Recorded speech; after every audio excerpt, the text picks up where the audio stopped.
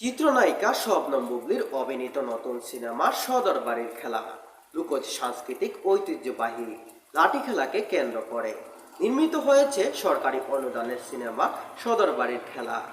রাখাল সবুজ পরিচালিত এই ছবিতে জুটি হয়ে অভিনয় করেছেন জিয়াউল রোশন ও শবনম ইয়াসমিন বুবলি।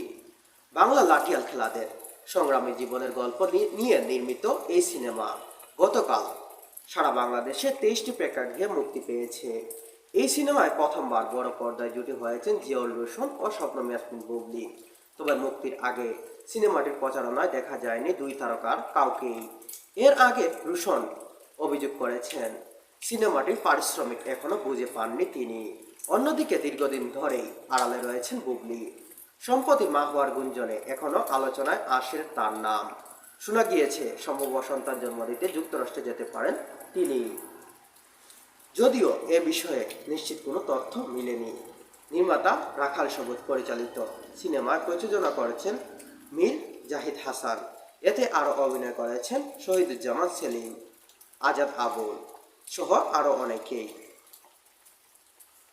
সিনেমাটির গল্প উঠে এসেছে লাঠিয়ালদের সংগ্রাম জীবন কাহিনী ও সংলাপ চিত্রনাটক লিখেছেন আনান জামান।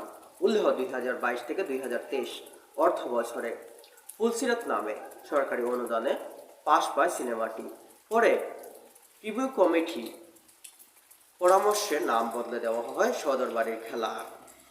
মুক্তির প্রথম সপ্তাহে সিনেমাটি দেখা যাবে স্টার সিনেপ্লেক্সে, ব্লকবাস্টার সিনেপ্লেক্সে, লায়ন্স সিনেপ্লেক্সে সহ